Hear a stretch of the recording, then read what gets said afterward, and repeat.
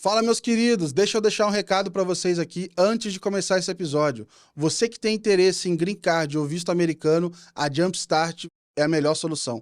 Você precisa conhecer porque é a primeira legal tech fundada por brasileiros que usa bastante inteligência artificial, paralegais e advogados americanos para revisar todo o seu processo no mínimo detalhe para garantir a sua aprovação. Se por alguma razão você for rejeitado no processo do visto ou do Green Card, eles têm 100% de reembolso, o que deixa totalmente eles skin in the game para garantir uma melhor application com toda a sua história para que você consiga o seu Green Card ou visto americano.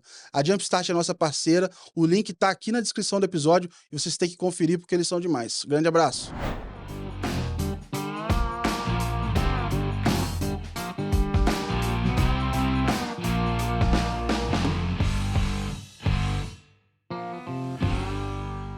Fala pessoal, sejam muito bem-vindos. Esse é mais um episódio da Let's Money Podcast, seu podcast favorito para falar dos bastidores da indústria financeira. Aqui a gente dá voz a quem constrói o ecossistema financeiro no Brasil e no mundo. Sou Gabriel Pereira, sou host fundador aqui da Let's Money e hoje nosso episódio vai ser mega especial porque a gente vai falar de cultura de produtos com o time do Mercado Pago. A empresa que tem hoje mais de 120 mil funcionários, quando a gente fala do grupo do Mercado Livre, são mais de 130 milhões de usuários, com mais de 100 bilhões de valor de mercado.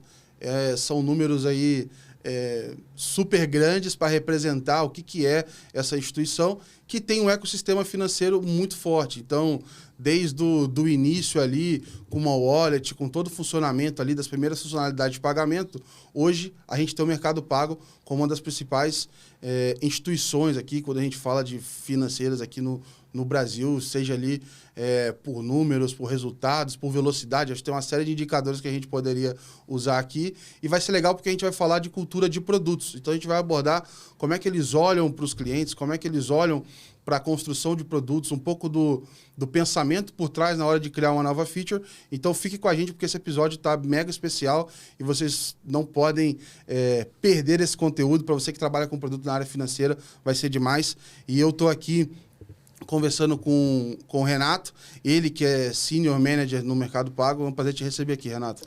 Olá, Gabriel, time. Prazer é meu fazer parte da história do Let's Money. Boa, cara. Vamos puxar isso aí pelo assunto da história. Eu sempre gosto de construir aqui com a nossa audiência qual que é, de onde vem seu ponto de vista, né? Então, eu queria ouvir um pouco mais da sua história antes de chegar no Mercado Pago e ouvir um pouquinho mais da sua trajetória. Boa.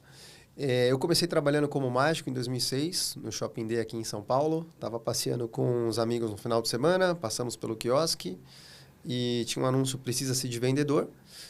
Um dos meus amigos comentou com um vendedor que eu fazia mágica, ele me pediu para fazer um truque, eu fiz o truque. Final de semana seguinte, estava fazendo o teste, passei e decidi iniciar a carreira profissional com carteira assinada. Na sequência, eu acabei indo trabalhar com clipping de TV. Lá em 2006, tudo que acontecia na mídia sobre as empresas e artistas ainda não estava digitalizado. E a empresa, ela monitorava tudo que acontecia, por exemplo, na televisão. E depois tinha o time de edição, eu fazia parte do time de edição, que editava, né? Pegava as fitas gravadas e editava para artistas e empresas específicos para eles saberem o que estava acontecendo na mídia. Cara, não consigo imaginar nem como é que era esse momento de edição no VHS, como é que isso funcionava, cara. Era assim, em 2025 falar disso é surreal, mas eram 2 VHS, uma televisão, a gente tinha as fitas de vinhetas, né, para indicar se a matéria era da Globo, da Record, da Band, então a gente colocava a fita de vinheta, fazia o clique ali no pause, no slow motion, do controle mesmo do VHS.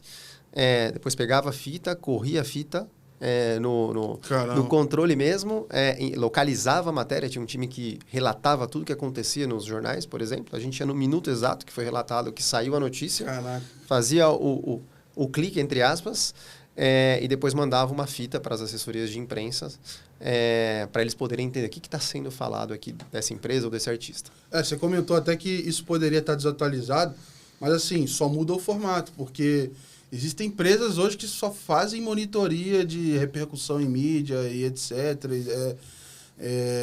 E quando a gente fala, por exemplo, igual aqui, a própria newsletter, a gente começou fazendo com clipping de notícia. Então, assim, olha, eu quero saber o que está rolando sobre Open Finance no mundo. a lógica é a mesma, né? Vamos monitorar tudo que está acontecendo, vou juntar, organizar numa ordem palatável aqui e entregar para vocês ali essa curadoria. Então, acho que a demanda, acho que ela foi mudando o formato de se fazer, mas ela continua ainda, né? Total sentido, com certeza.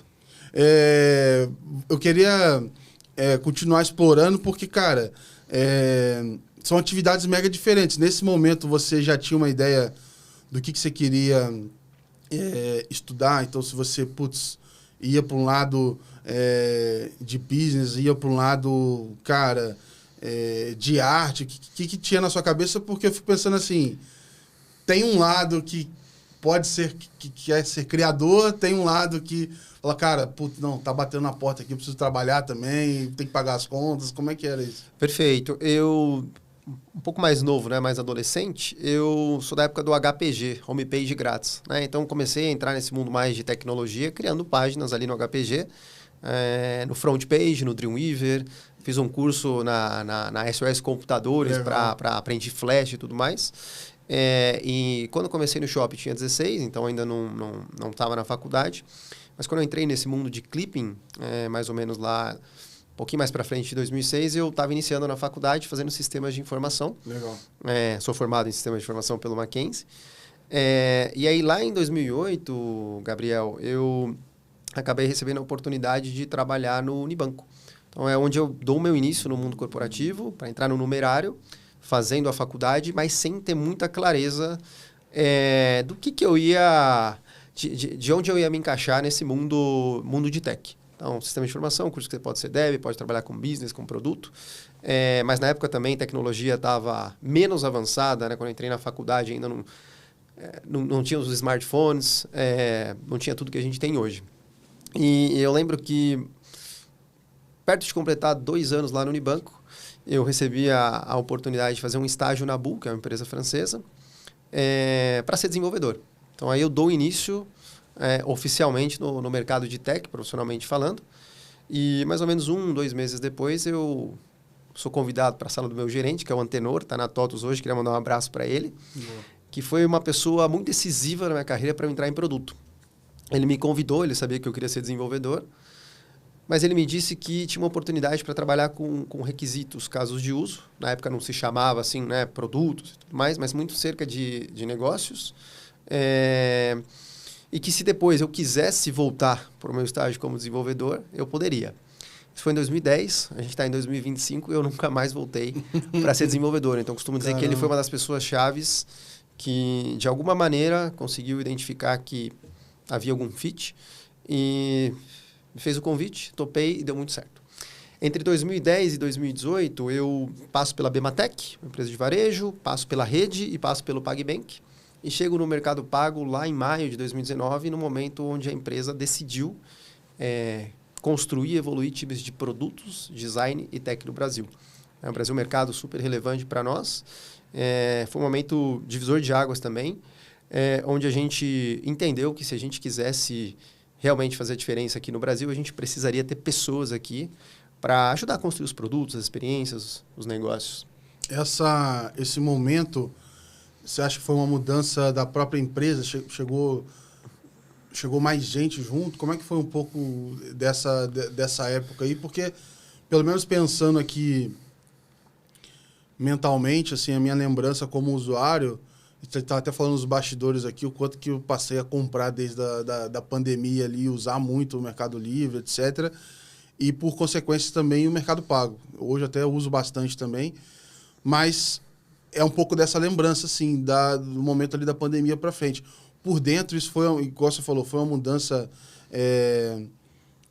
organizada, pensada, entrou mais gente. Como é que foi um pouco isso? Assim? Perfeito. Sim, eu chego lá em maio de 2019, comigo chegam outras pessoas um pouco antes, um pouco depois, mas acho que foi um momento onde a gente realmente colocou em prática uma ideia que a gente sempre teve de, se a gente quer fazer um excelente produto em determinado mercado, como no caso no Brasil, nós precisamos ter pessoas que vivam isso, que realizem isso, que entreguem isso. Então, tem ali um movimento de chegada de várias pessoas, de lideranças e também de todo o time tech, de design, de produtos mesmo no Brasil. E o que me faz ir para o Mercado Pago, né, durante o processo projetar anos depois e ter a minha história de que X anos depois deu certo. Uhum. E hoje eu estou perto de completar 7 anos. Que legal. E quando eu olho para trás, posso com muita tranquilidade aqui, muita humildade dizer que acho que foi uma excelente decisão. A gente tem hoje um time muito grande de produtos, de tech, de design no Brasil. Temos times em vários outros países também. E a ideia é seguir ampliando e buscando os melhores talentos para a gente continuar melhorando os nossos produtos e agregando valor para os nossos usuários. Legal. Eu vou tentar abordar um pouco essa perspectiva aqui de produto, mas ainda olhando antes da sua entrada, né? Então, até ali 2019, a gente teve períodos ali onde começou a se falar de produtos digitais, teve, né? Então, o smartphone pegando muito espaço no mercado. A gente ouvia muito falar do PO no começo, e aí depois...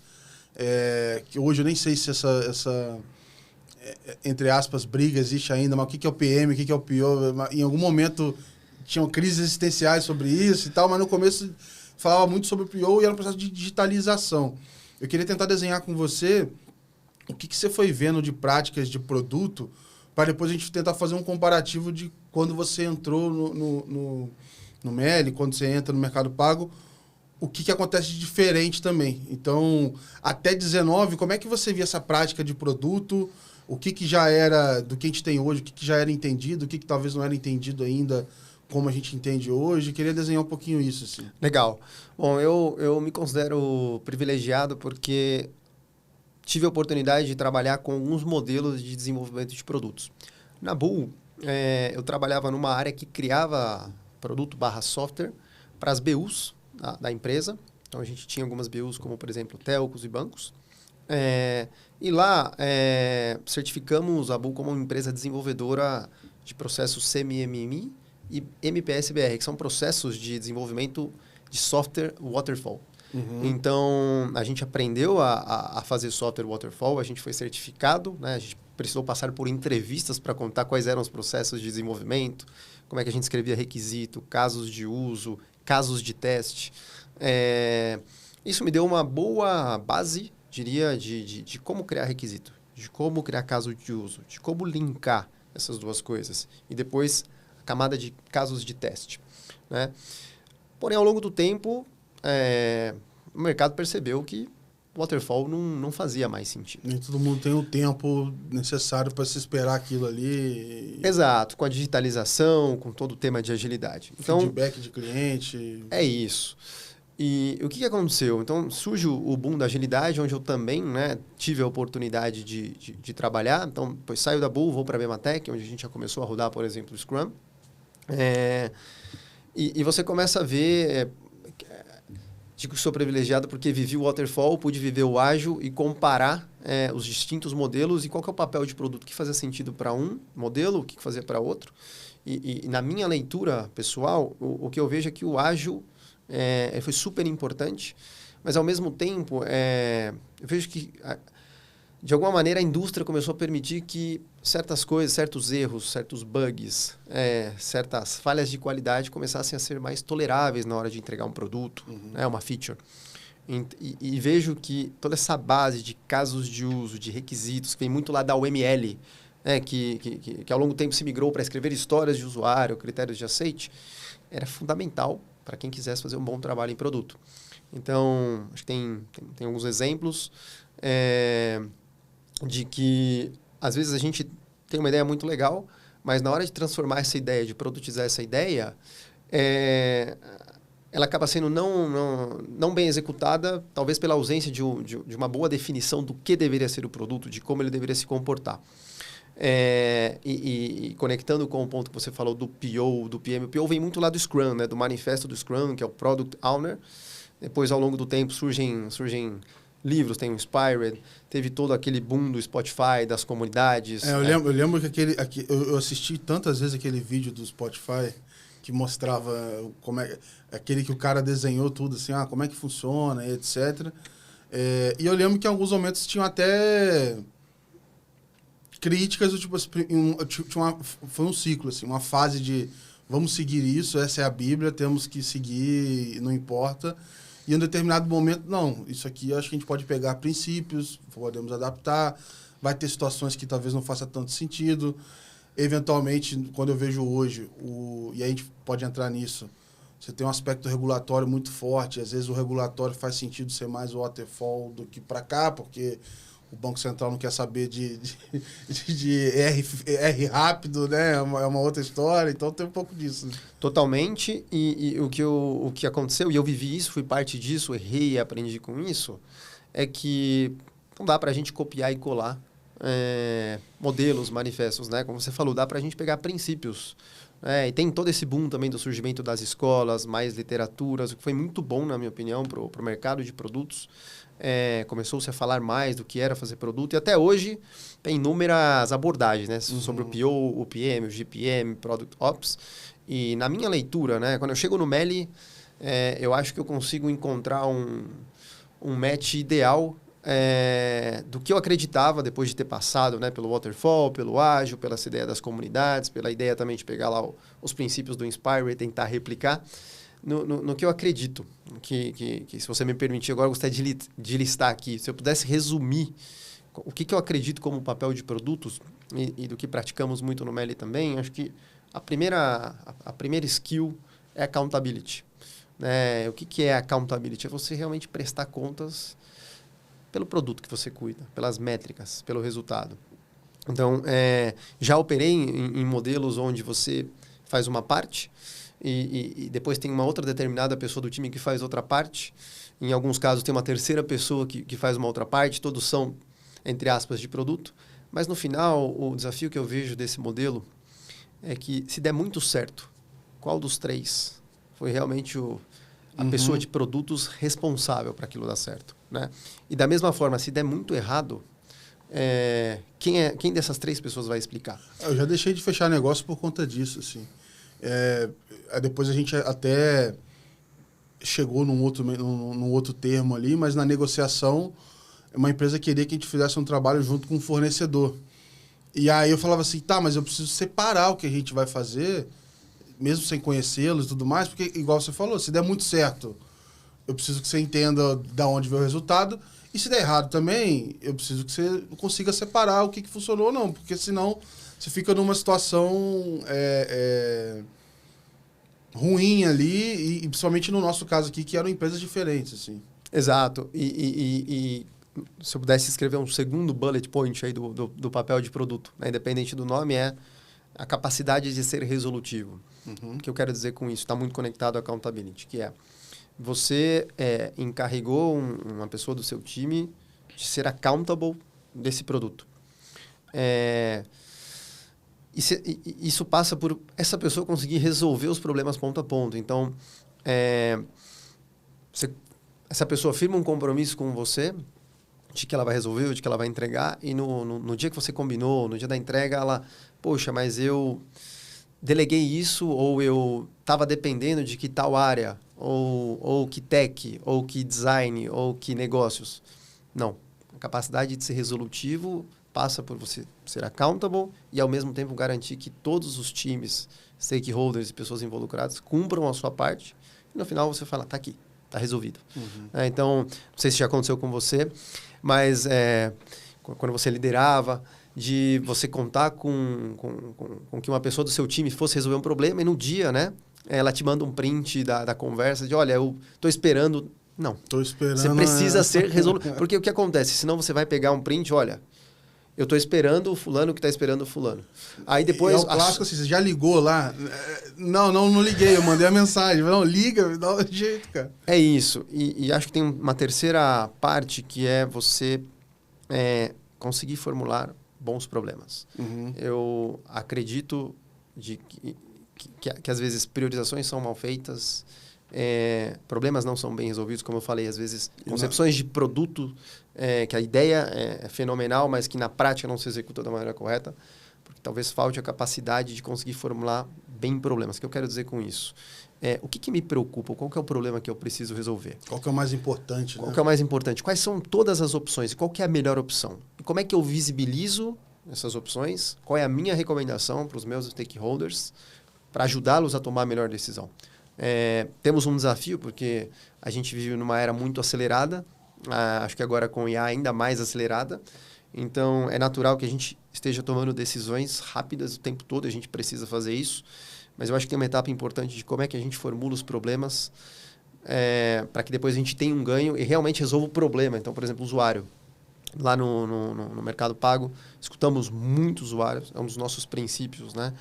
Usuário no centro sempre. Apesar de parecer clichê, a gente realmente faz isso. Mas se você escuta uma conversa do usuário para entender qual é o problema dele e não consegue capturar realmente qual é o problema, provavelmente você vai formular equivocadamente o problema, vai construir uma feature ou vai fazer um quick win e quando chegar para o usuário, não, você não resolveu o meu problema. Uhum. Isso vai impactar no negócio, vai impactar na experiência, vai impactar na principalidade. Enfim, tem alguns outros bullets aqui, se você me permitir, que eu gostaria de citar. Não, vamos passar, porque depois que a gente passar por esses princípios, é legal que a gente pode abordar quais são os produtos que estão no guarda-chuva e a gente pode ir conversando sobre eles em cima dos produtos também. Perfeito. Acho que tem um quarto bullet point, que é o domínio integral do produto. O que é o domínio integral do produto? O que é o produto? Quais são os problemas que ele resolve? O que ele faz e como ele faz? Para quem que é esse produto? Como é que ele impacta o negócio? Quais são as principais métricas que a gente vai seguir? Porque se a gente não conhecer a fundo, não tiver o domínio integral, e somos nós que acordamos todos os dias para prestar contas desse produto, quem mais vai ser? Então, eu gosto muito da ideia do accountability, conectado a ser resolutivo, formular bem problemas, e domínio integral. Por quê? Porque no final do dia não tem ninguém melhor do que a pessoa responsável pelo produto para dizer o que ele deveria fazer, para que caminho ele deveria ir. E se tiver difícil compreender ele na totalidade, já é um indicador de que, de repente, o produto está complexo demais, você poderia simplificá-lo ali e tal. Totalmente. E acho que para você ter domínio integral do produto, você precisa usar o próprio produto. Você precisa ser heavy user do seu produto. Então, por exemplo, um dos produtos que eu cuido é o pagamento de contas, que evoluiu de um scanner para pagar, para uma central de pagamentos. E desde 2019, todas as minhas contas são pagas exclusivamente lá no Mercado Pago. Porque você vai perceber, poxa, eu estou tentando pagar, o scanner não lê. Ou a hora que eu vou digitar o código de barras, não tem a máscara. Então, é ruim a experiência, né? Será que eu digitei o código correto ou não?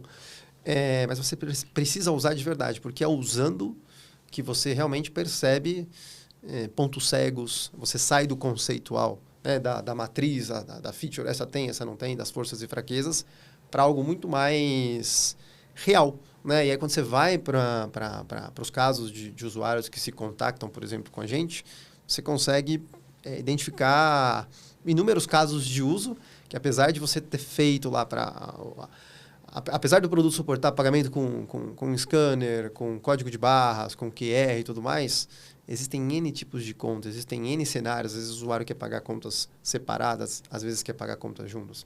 Então, acho que usar o produto, para mim, faz parte desse quarto bullet de ter o domínio integral do produto. E um quinto bullet, que pode parecer clichê, eu gosto de adicionar uma palavra, é o benchmark com intencionalidade. O que eu quero dizer com isso? Eu ia te perguntar sobre isso agora. O que eu quero dizer com isso? Você pode fazer o benchmark, você pode usar os competidores, você pode ter uma matriz que mostra as forças e fraquezas. Mas, no final, se você não conseguir converter isso em uma melhoria, um conjunto de melhorias, features, no produto, para o usuário final, você não vai impactar nem o usuário, nem o negócio. Então, acho que benchmark tem muito aquela ideia de mapeio, faço pesquisa, completo a matriz, comparativa, e eu faço benchmark. Mas para trabalhar em produto, você precisa ter intencionalidade na hora de fazer benchmark. E isso precisa se converter de alguma forma em roadmap, em backlog, para você conseguir, de fato, resolver as fraquezas do seu produto versus o mercado. Porque senão, naturalmente, o usuário pode encontrar uma experiência melhor em outro competidor. Eu ia perguntar um pouco desse balanço, porque você tem horas limitadas no dia, e aí você precisa fazer um balanço entre olhar para dentro e olhar para fora. Né? É óbvio que são várias coisas, mas estou tentando separar em duas aqui.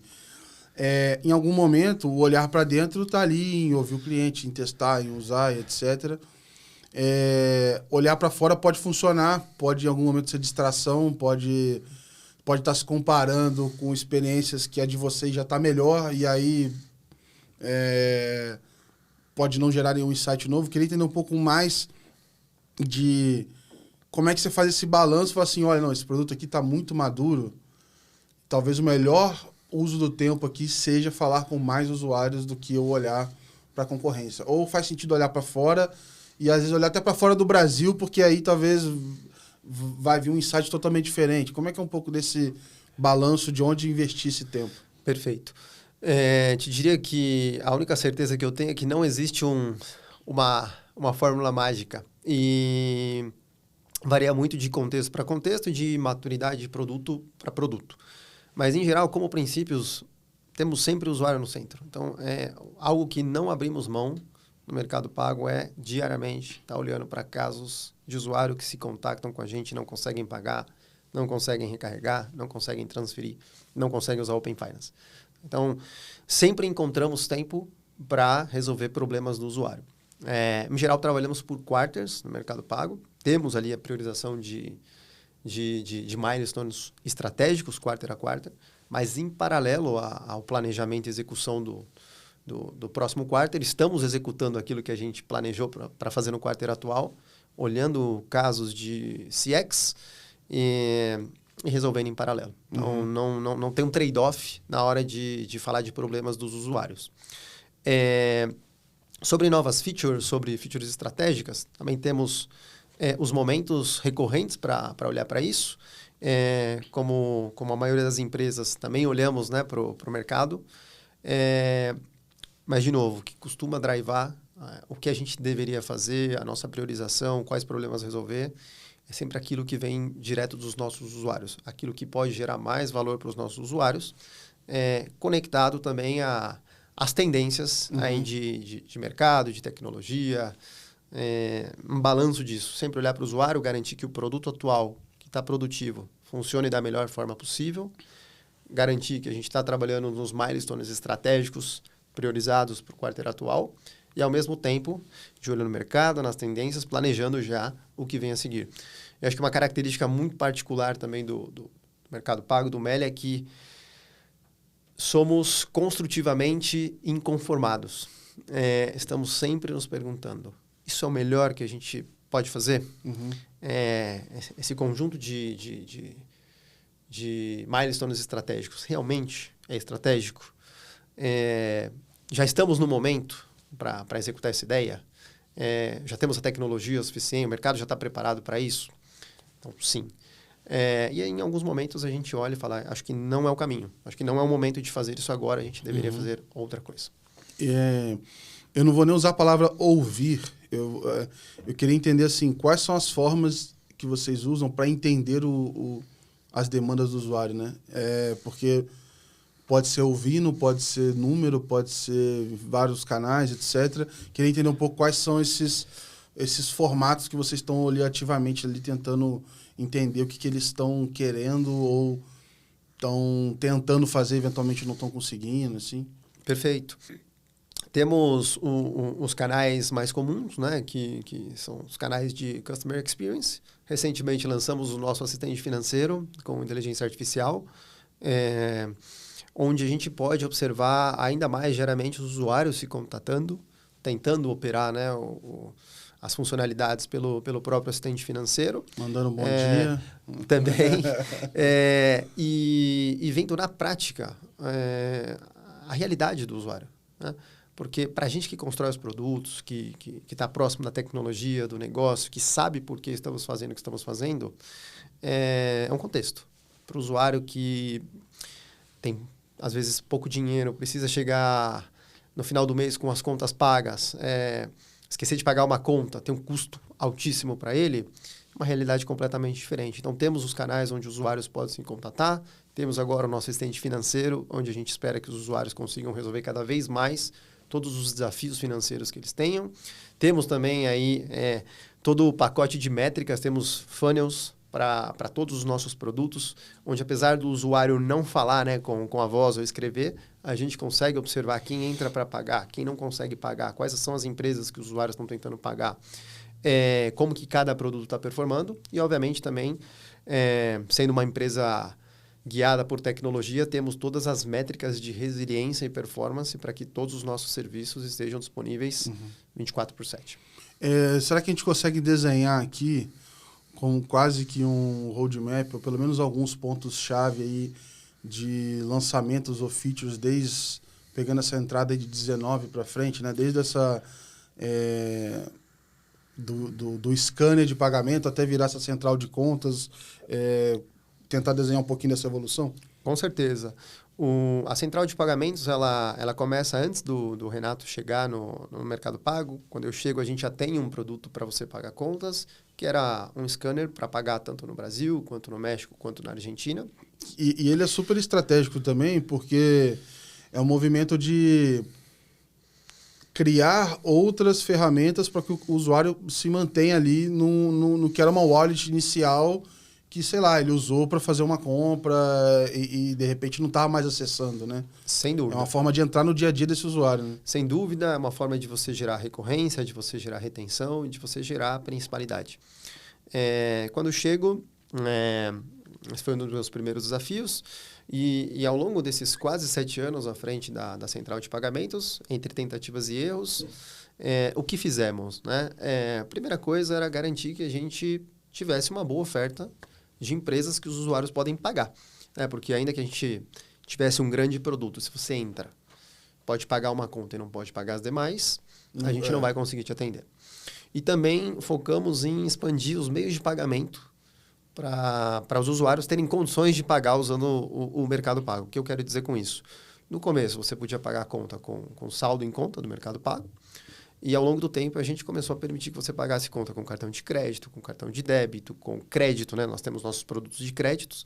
Então, hoje, por exemplo, se você tiver uma linha de Consumer Credits, você pode pagar, por exemplo, uma conta com a sua linha de crédito. Isso não está, obviamente, importante dizer que não está disponível para todo usuário, mas tem usuários que hoje já podem pagar conta com um crédito, por exemplo. E qual que é o valor que isso agrega?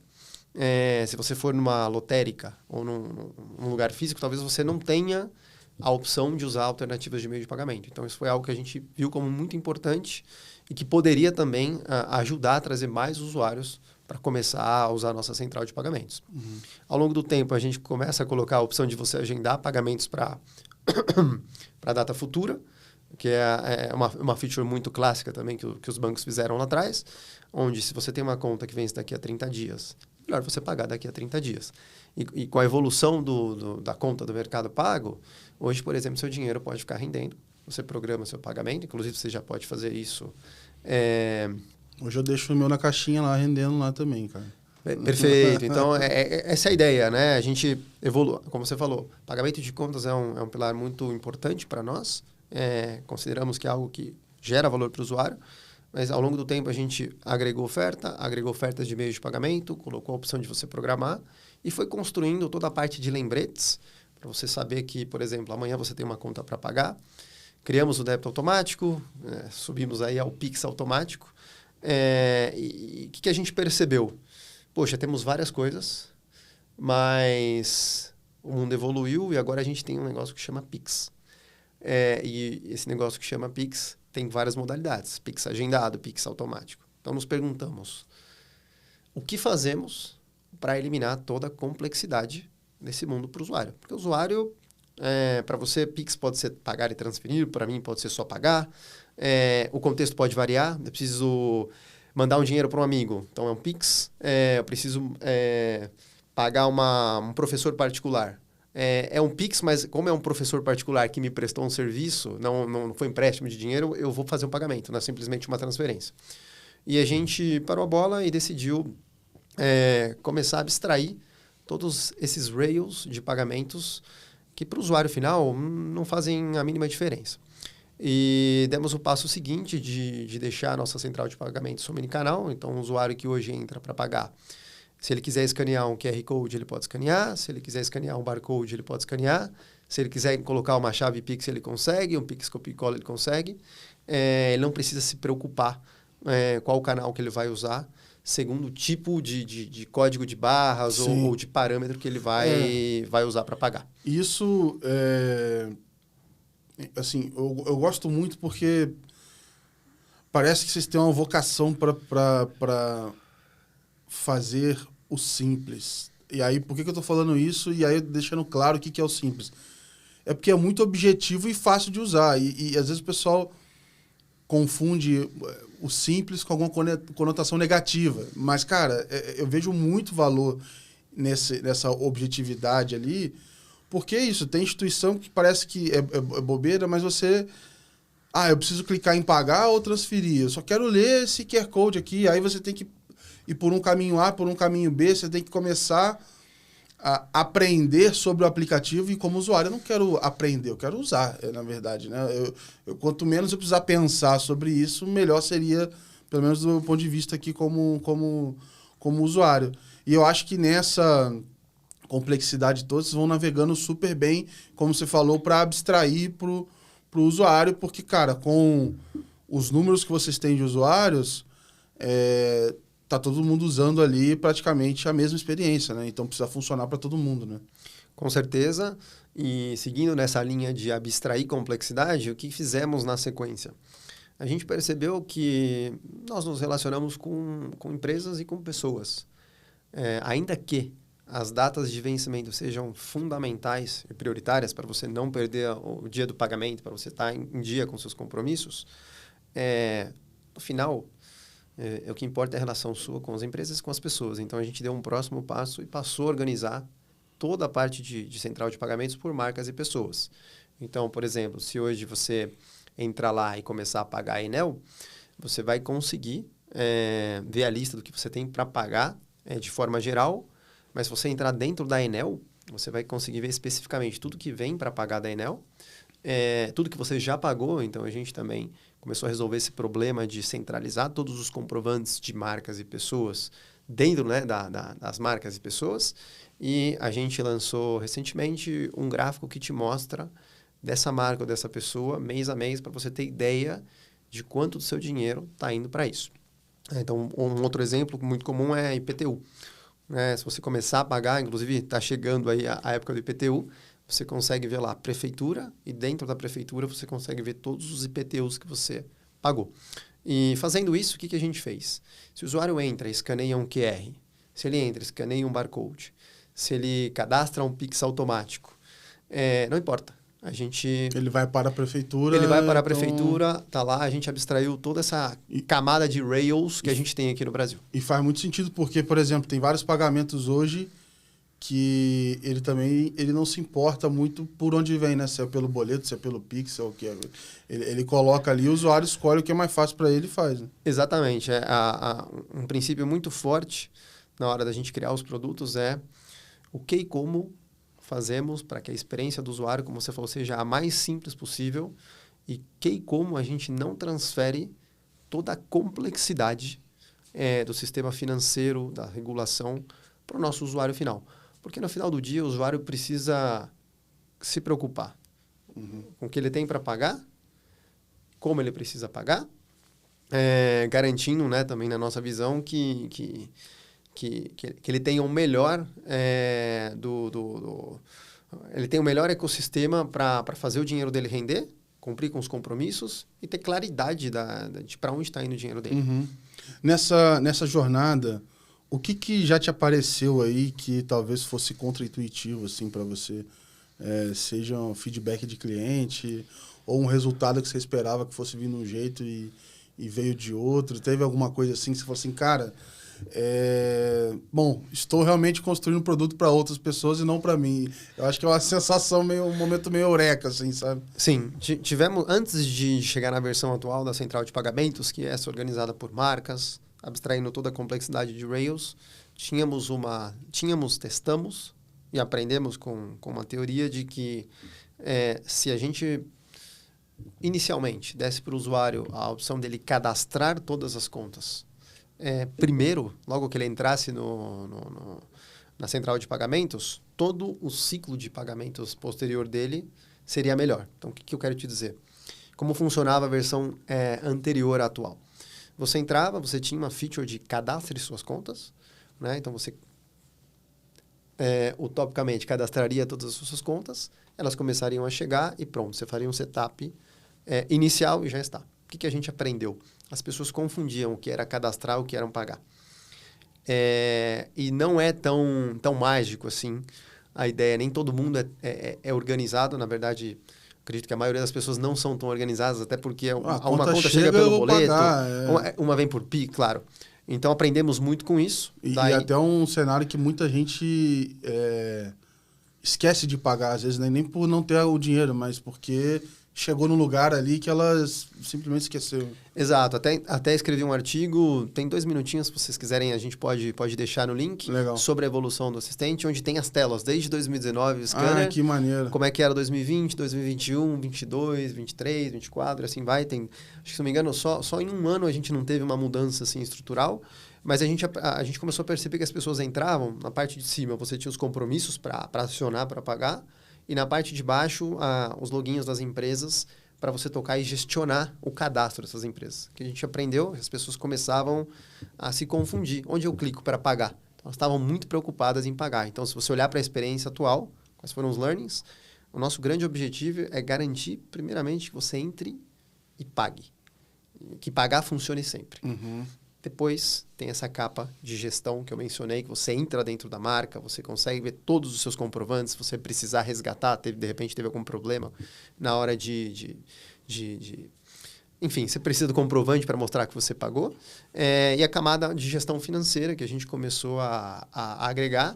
E recentemente começamos a permitir que os usuários usem a central de pagamentos dentro do nosso assistente financeiro. O nosso assistente financeiro é o lugar onde você entra, começa a conversar com ele, e você já consegue realizar algumas coisas da central de pagamentos pelo próprio assistente financeiro. Vou te dar um exemplo. Você pode hoje já mandar a foto da fatura para que ele pague para você.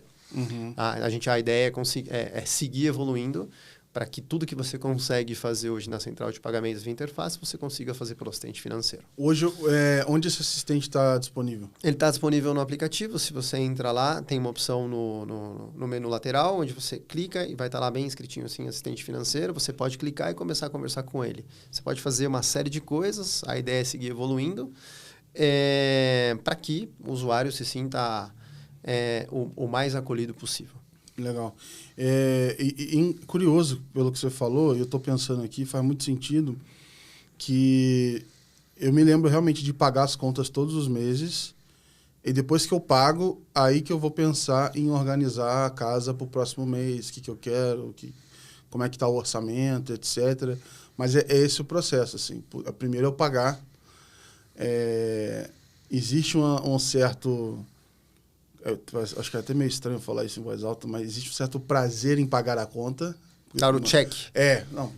Pelo menos eu estava com dinheiro, paguei, ótimo, legal. E a partir daí organizar o resto do mês. Mas eu nunca tinha parado para pensar nessa lógica. Primeiro eu quero pagar e depois me livrar das obrigações e aí sim pensar no restante, né, cara? É isso.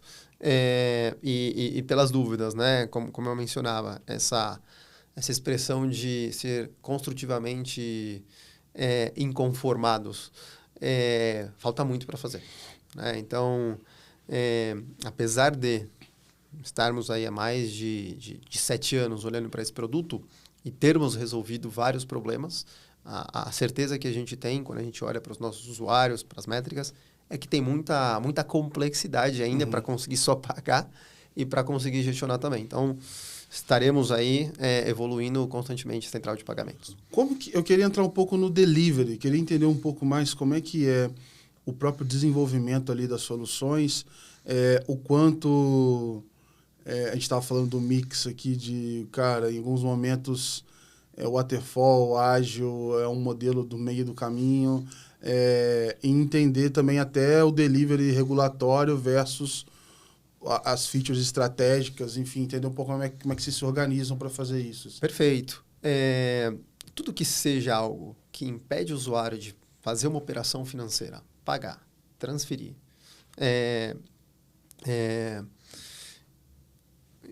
colocar em prática um crédito que ele recebeu e quer usar para fazer uma operação, não tem trade-off. A gente prioriza sim ou sim. Então, no momento em que a gente percebe que tem usuários não conseguindo pagar, a gente para o que estiver fazendo e prioriza. Questões regulatórias também não tem trade-off. Né? Então, é algo que, quando vamos ali no processo internamente, né, somos divididos em várias verticais. Por exemplo, conta digital, temos ali a vertical de crédito, entre outras. E temos algumas horizontais, que são áreas que provêm capabilities e serviços para todas essas verticais, para a gente ser o mais eficiente no desenvolvimento de produtos e software. E temos um processo comum a todas as verticais e horizontais, onde a gente consegue perceber tudo aquilo que tocam todas as áreas que é regulatório.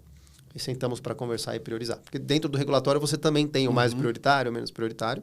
E, obviamente, como qualquer empresa, nem sempre você consegue fazer tudo. Então, também existe espaço para dialogar com as entidades para ver se a gente consegue postergar determinada coisa, se não consegue. Mas levamos muito a sério qualquer coisa que impida... ia falar em espanhol aqui. Que impeça o usuário de fazer uma operação financeira e conseguir cumprir aquilo. E também a parte regulatória. Como é que a gente encaixa isso, né? Pensando no delivery? Pegando o exemplo da central de pagamentos. O que fizemos em 21? Sentamos produtos, tecnologia, design, os times de negócios de cada país, né? Esse produto está disponível em outros países também. Escrevemos uma visão. Né? A gente focou quais eram os problemas que a gente queria resolver, que víamos nós mesmos, que víamos pelos usuários, quais eram as tendências, na época, pandemia, né, digitalização potencializada. O que seria um salto de fé próprio, né, desse time de desenvolvimento. Se a gente tivesse que levar em 10 vezes o nível de experiência em resolução para o nosso usuário, qual seria? Entre outras variáveis. Transformamos isso numa estratégia, ok, Brasil first, vamos para a Argentina, vamos para o México, vamos para outros países ou não. Baixamos isso no roadmap. E executamos. Isso mudou ao longo do tempo, a visão também foi evoluindo.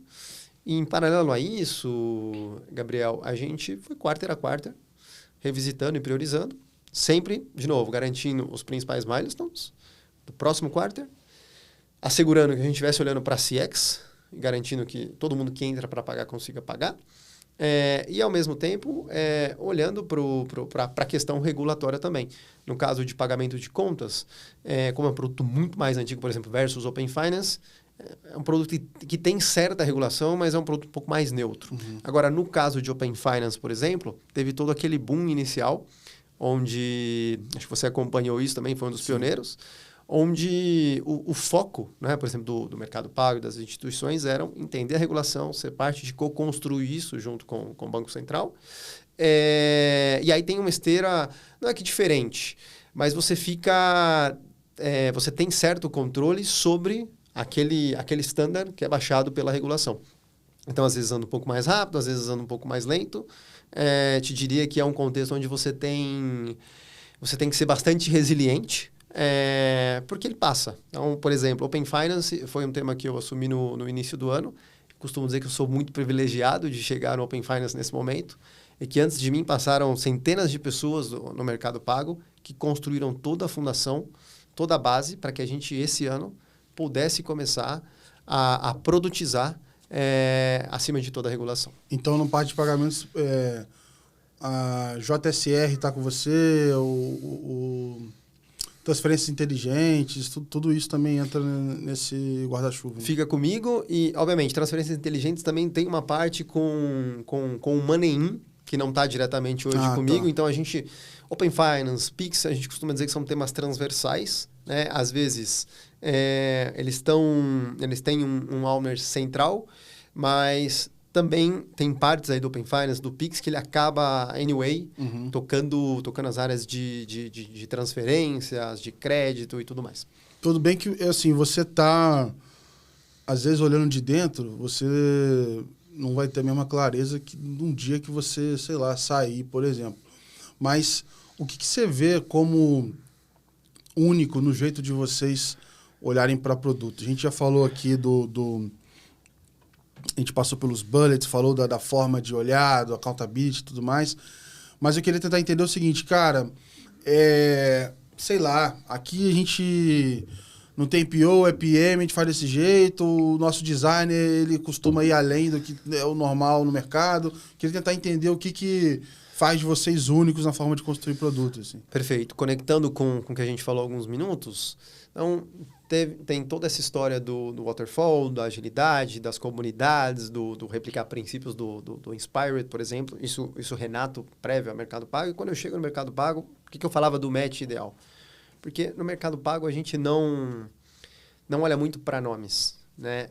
Renato, você é accountable de Open Finance? Então, no final do dia, você vai prestar contas para o Open Finance. Então, eu te diria que o que nos faz únicos é ter essa liberdade de que as próprias pessoas que cuidam dos produtos são accountables por fazer isso dar certo.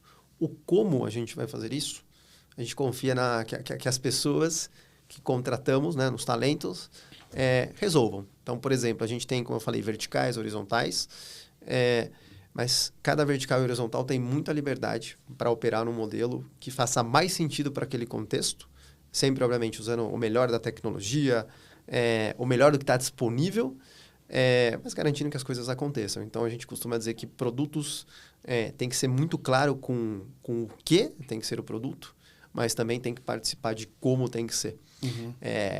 UX nos ajuda a desenhar a experiência, mas também opina e é parte de definir o que vai ser o produto.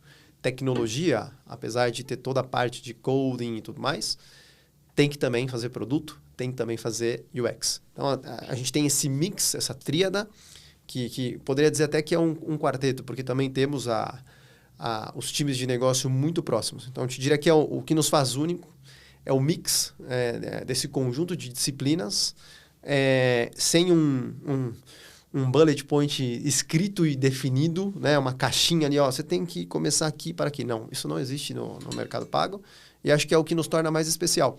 Porque se tem uma parte que tá sobrando, Renato, você viu que está sobrando? Vai lá e faz. Legal. Obviamente, depois, taticamente, UX vai propor a melhor experiência. Tecnologia vai pensar na melhor arquitetura, na escalabilidade. E produto vai tentar pensar na conceitualização o melhor possível. Mas, de novo, estamos diariamente trabalhando entre essas 3 disciplinas, junto com os times de negócio, para tentar, no final, ter um resultado comum que seja o melhor para o usuário e para o negócio. Eu acho que o pessoal fala assim, do especialista. Em alguns momentos, eu acho que se confundia assim, ser especialista é não saber nada das outras áreas. E eu acho que o especialista que sabe um pouquinho, ele não precisa saber muito, mas assim, só o fato dele se envolver um pouco nas outras áreas faz muita diferença no resultado final, até do que ele mesmo está fazendo ali como especialista, né? E eu fico com a sensação, olhando de fora, é que vocês têm um equilíbrio muito bom disso, e eu acho que deve ter uma questão também que impacta em vocês aí, que é tamanho, hierarquia, como é que funciona para fluir essa comunicação. Porque igual você está falando aí, soltando as palavras em espanhol, de vez em quando você está falando com o time de outros países também, para tentar manter essa experiência. Eu não sei se ela a ideia é que ela seja igual, mas que ela tenha um senso entre ela, porque você está em outros países também, né? Totalmente. Sempre pensamos em fazer um produto que seja o melhor para todos os usuários no Brasil, no México, na Argentina, enfim, na Latam. Obviamente, existem produtos muito específicos no Brasil e nos outros países. Mas é razoavelmente igual, dá para dizer? Ou não? Sim e não. Vou te dar um exemplo. O DDA, né, que nós chamamos dentro da nossa central de pagamentos, os usuários podem encontrar como boletos em seu nome, porque o que ele faz é te mostrar os boletos em seu nome. Uhum. É algo muito exclusivo do Brasil, né? Mas, no México, na Argentina, por exemplo, nós temos o produto que traz a agenda de vencimentos do usuário, né? Então, a gente manda os lembretes, exibe a dívida para que ele possa cumprir com o pagamento, mas não é um DDA. Então, aí também tem criação de produtos do Mercado Pago específico para lá.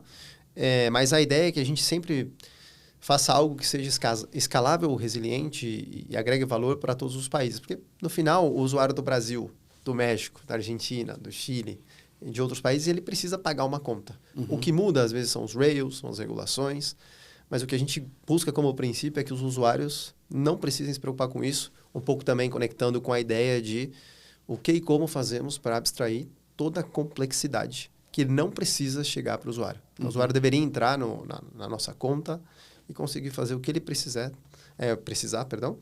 tal qual ele precisa. Deveria ser o mais simples possível. A gente vem trabalhando muito nisso. Temos N problemas ainda para seguir resolvendo. Os outros países, a representatividade do mercado pago no grupo, assim, o Brasil, ele tem uma representatividade maior no resultado ou volume de usuários. Ele talvez, sei lá, está anterior a outro país, que ele tenta entender um pouco dessa presença assim também. O que eu posso dizer, Gabriel, é que começamos em cada país em momentos diferentes. Então, para saber se nos outros lugares ele tem essa repercussão que tem aqui no Brasil, porque aqui eu sei que é muito forte.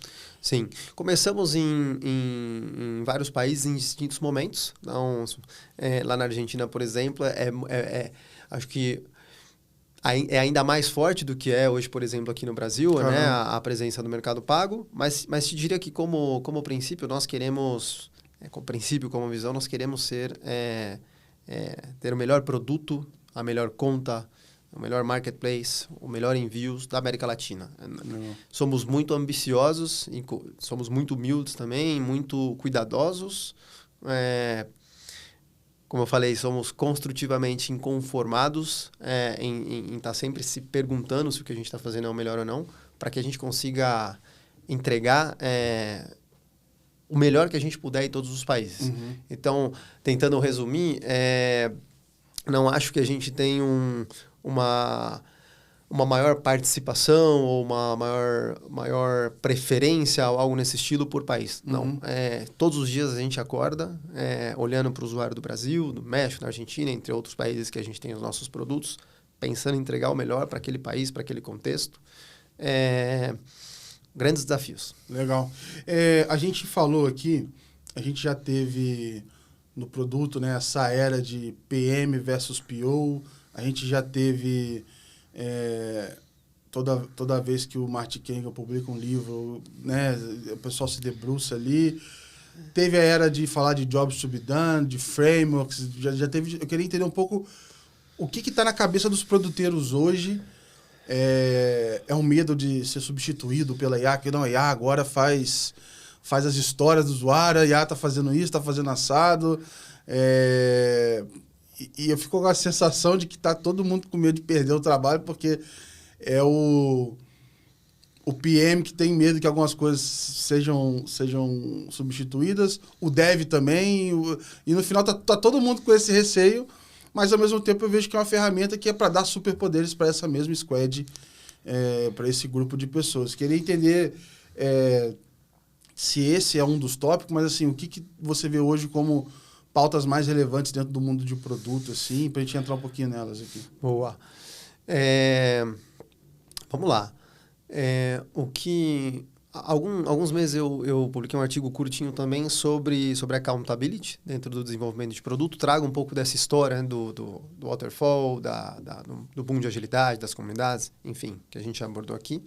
E chama a atenção de que, na minha opinião, mais do que a gente falar sobre o papel de produtos, né, se é o PO, o PM, o GPM, o Senior GPM, entre outros, que surgiram ao longo do caminho, é sobre o accountability. Porque com IA, sem IA, com mais tecnologia, com menos tecnologia, no fim a gente vai ter alguém que vai precisar prestar contas sobre o impacto de determinados produtos para alguém. Não dá para você cobrar um agente de IA que te responde que está tudo ótimo. Tudo que você fala para ele é ótimo. Não, é incrível, você é incrível. Então... Exato, vou te dar um exemplo muito legal. Acho que estamos, dentro do Meli, muito empolgados com o IA, acompanhando tudo de perto. Diria que estamos buscando extrair o máximo do que essa tecnologia oferece, mas no final do dia, a prestação de contas que eu faço para a minha liderança sobre como vai a Open Finance, como vai a central de pagamentos, se eu a fiz ou não com o IA, é uma parte importante. A gente deveria começar a aproveitar os benefícios disso, mas no final, se o resultado não estiver positivo, ou se estiver positivo também, é o Renato que vai responder. Então, tentando conciliar, eu acho que tem um espaço muito grande para a gente falar mais nas comunidades e nos fóruns sobre o que é ser accountable, né? E como é que a gente aproveita o uso de IA para construir produtos melhores, para formular problemas melhores, para priorizar melhor, para eficientizar, talvez, processos ali que sem IA talvez sejam um pouco mais lentos ou burocráticos de desenvolvimento, entregando valor mais rápido para os usuários. Eu acho que, para mim, deve ser encarado como algo que vem para nos ajudar, não para tirar os empregos, não para eliminar o papel de design, eliminar o papel de produto, eliminar o papel de tecnologia. Então, pessoas de produto que antes talvez levassem muito tempo para escrever uma PRD, contam com a ajuda de um copiloto, né, para ajudá-lo com isso. Pessoas de design que talvez tivessem um processo um pouco mais amplo para chegar na concepção de um desenho, contam com inúmeras ferramentas muito legais para potencializar isso. E desenvolvedores também agora contam com inúmeras ferramentas de mercado para potencializar o código. E acho que no final, inclusive no final do artigo eu menciono isso, que quem for accountable de verdade sempre vai ter um espaço. Na minha opinião, acho que o grande desafio, quando a gente vai buscar pessoas para trabalhar no mercado de trabalho em geral, eu acho que ainda... embora eu não tenha mencionado esse bullet, mas eu menciono aqui, acho que para produtos e pode ser para qualquer área, a capacidade, eu costumo chamar de empurre. É a capacidade de você conseguir empurrar as coisas. De você fazer com que as coisas aconteçam. Influenciar pessoas, projetos e tal. De mover as pessoas, às vezes tem... A gente falou aqui de ideias, que às vezes as ideias terminam não sendo bem produtizadas, mas às vezes tem muita coisa que fica esquecida. Então, acho que a capacidade de você acreditar em algo, tirar esse algo do papel numa empresa gigante como é o Meli, conseguir mover as pessoas de tech, de UX, de negócio, stakeholders, para que isso saia do papel e se torne realidade, é fundamental. E isso, um agente de IA não vai fazer. Então, seguimos com inúmeros desafios para resolver. Estamos, te diria que, desfrutando o máximo do que IA tem proporcionado para todo mundo. Estamos no começo, tem muita coisa legal para aproveitar e para fazer, mas seguimos buscando pessoas, contratar, reter, que sejam accountables, que tenham essa capacidade de empurrar, que consigam aproveitar o melhor da tecnologia para a gente conseguir, no final do dia, continuar resolvendo os problemas do usuário que se contacta e não consegue pagar uma conta, do usuário que, de repente, queria ter um crédito e ainda não tem, a gente precisa encontrar uma forma de dar crédito para ele. No fim do dia é isso. Legal. Para a gente fechar, eu queria ver com você se tem alguma leitura, alguma coisa que você está estudando aí nos últimos tempos, aí, algum conteúdo que te chamou a atenção aí, acho que você vale a pena dividir com o pessoal. Que hoje em dia a gente se depara com tanta coisa, mas eventualmente a gente às vezes encontra com alguma que fica na cabeça, assim. Queria pegar um pouco dessa sua visão para a gente dividir com a audiência aí nessa pergunta final. Perfeito. Sim, uma que eu estou vivendo isso no dia a dia e arrisco a dizer que tenho muito para conseguir realizar. Eu acho que é encontrar esse modelo de convivência com a IA no dia a dia. O que eu quero dizer com isso? Fazer com que o novo normal seja você fazer aquilo que você fazia sem IA com IA. Então, seja atualizar um status, seja montar um roadmap, seja prototipar algo. Eu acho que, naturalmente, nós, como seres humanos, tendemos a nos apegar àquilo que nós já sabemos. Então, eu já estou acostumado a abrir o computador, vou manualmente, faço determinada coisa. Às vezes, gosto ali da arte de eu mesmo desenhar uma tela ou eu mesmo escrever um requisito. E acho que tem um desafio de conseguir fazer essa migração, que eu acho que ela vai ser fundamental para todo mundo que está trabalhando com tech, com produto, com design, de encontrar essa maneira de estar todos os dias trabalhando com um companheiro, que o companheiro que eu quero dizer é a própria IA. Né? E aí existem N ferramentas. Então, é algo que eu tenho estudado, que eu tenho acompanhado, que o Meli proporciona muito isso. Todos que trabalham lá têm muita oportunidade de aprender, de fazer esse movimento. Mas te diria que é algo que tem um clique, que precisa acontecer aqui, porque, naturalmente, no princípio vai ser mais lento. Porque você talvez vai ter que treinar a IA, você vai ter que dizer para ela o que você quer, você vai ter que, enfim, fazer...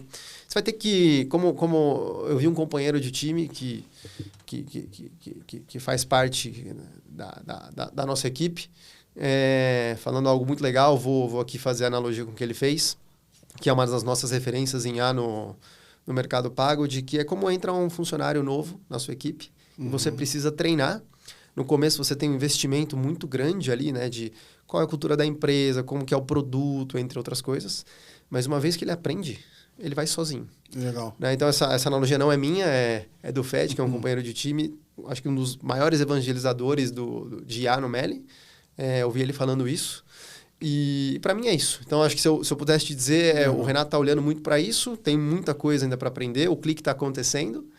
E eu acho que tem muitas ferramentas, tem muitos caminhos para você tomar. Meu conselho é que as pessoas escolham se aprofundem nisso e concretizem. Porque senão você vai cair no paradoxo das escolhas. Tem um podcast muito legal no TED Talks que fala sobre isso. Você vai paralisar.